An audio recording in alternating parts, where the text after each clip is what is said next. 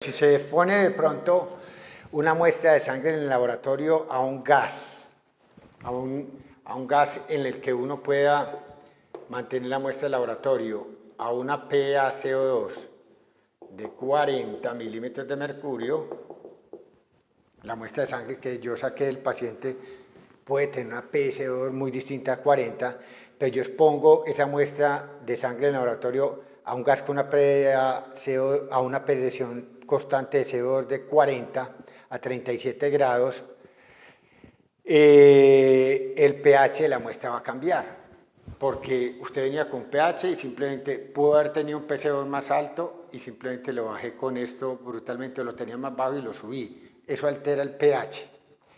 En el segundo paso, lo que uno va a hacer es lo siguiente.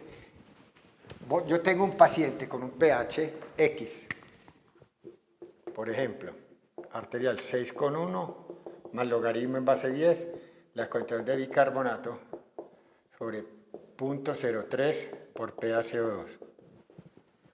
Entonces, supóngase que este paciente tiene 33 de bicarbonato, por decirlo acá, y tenía esta PaCO2 de 55.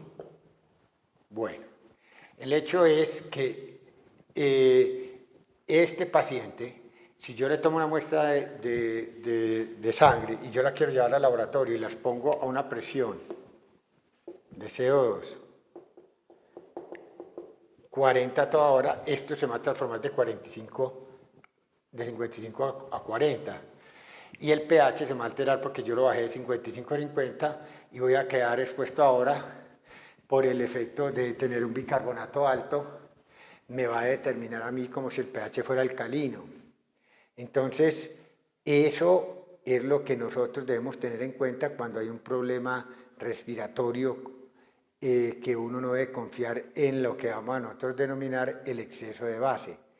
Entonces, el exceso de base simplemente, si yo tenía a este paciente de esta forma y al llevarlo a al PaCO2 de 40, yo ya el segundo paso es decir, ¿cuánto tengo que adicionar o quitar de hidrogeniones para llevar otra vez el pH 7,4?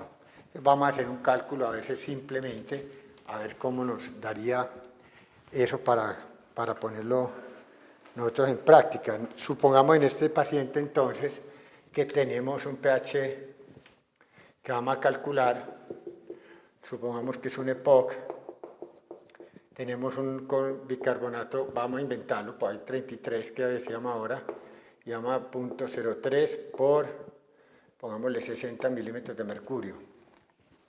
Hagamos acá 0.03 por 60 es igual a 1,8. 33 dividido 1,8, logaritmo en base 10, más 6,1, 7,36. 7,36 nos da esto, volvemos a chequear acá, 36 dividido 0.03 por 60, 18,3, logaritmo, 6,1, 7,36, bueno. Entonces tenemos esto, y este paciente tiene un pH de 7,36, y vamos a determinarle, le toman muestra de sangre y le van a determinar el exceso de base. ¿Qué hace el laboratorio para el exceso de base? Primero coge esta muestra de sangre y esta presión de CO2 que el paciente tiene la lleva a 40. Entonces, si yo llevo eso a 40, mire que la cuestión en la vida real se va a transformar. Yo no he tocado el bicarbonato y esto se me vuelve a mí 40 por 0.03, o sea, se me vuelve 1,2. Bueno, entonces quedaría 33 dividido 1,2 igual, logaritmo en base 10 igual, más 6,1. 7,53. 7,53 sería mi nuevo pH. Entonces, hasta ahí es lo que uno normalmente, ¿qué diría? Entonces, 7,53. Segundo paso, en la determinación del exceso de base, ¿cuántos hidrogenos tengo que adicionar o quitar, en este caso adicionar, para llevar este pH otra vez a 7,4? Entonces, en ese caso, yo tendré que adicionar hidrogeniones, lo que me indica yo tendría que adicionar el mismo número de hidrogeniones que excesos de OHs que hayan acá, o exceso de bases que haya. O sea que al agregar el número de hidrogeniones ahí, estoy bloqueando los excesos de H más que hayan hasta que me llegue a un pH de 7,4. Eso se reporta como un exceso de base positivo. En cambio, si a nosotros no hubiera dado esto acidótico, si esto fuera al revés, y esto fuera, pues, por ejemplo, que esto nos hubiera dado 18, y nos hubiera dado, por ejemplo, un pH de 7 con 31, por ejemplo. Entonces yo tendría que decir cuántos hidrogeniones tengo que yo adicionar, ¿correcto? Quitar para que este pH ácido se me vuelva otra vez alcalino.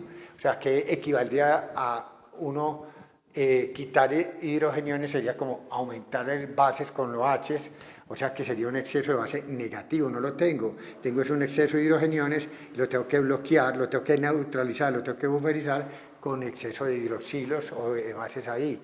Eso se reportaría con exceso de bases negativo. Entonces el exceso de base tiene unos rangos de valores normales y es un método de laboratorio que no se aconseja para estos problemas respiratorios en los cuales usted está alterando la CO2 que puede estar aumentada y disminuida en forma voluntaria en un laboratorio. Le está quitando el componente respiratorio y está interpretando con únicamente lo que le quedó de metabólico. Y si ya tiene una adaptación que es de más de 24 a 48 horas, te va a primar es lo que tengas en el numerador y vas a hacer un diagnóstico de que si tenías un exceso de carbonato vas a tener que agregar hidrogeniones para tumbar ese pH a 7,4, o sea que en ese momento vas a interpretar que tenías en sangre un exceso de base positivo. En cambio, como si caía en el caso contrario ahora y vos tuvieras un pH después de llevar esto a 40, en un pH ácido, tenés un exceso de hidrogeniones ahí que querrá decir que tu sangre tiene un déficit de base, o sea, tener un exceso de base negativo que no tenerlo en ese sentido. Y tengo que agregar la cantidad suficiente de hidroxilos o de bases para poder llevar a neutralizar eso, que sería equivalente a lo mismo agregar bases o quitar hidrogeniones. Entonces el exceso de base es un examen de laboratorio que se utiliza para los trastornos muy bueno, ácido-bases metabólicos, tanto acidosis metabólica, alcalosis metabólica, pero si no hay un compromiso, sobre todo respiratorio crónico, que es lo que me lleva a mí a esas alteraciones del bicarbonato que son compensatorias y en los cuales se ha tenido tiempo uno de que se hayan dado durante ese tiempo.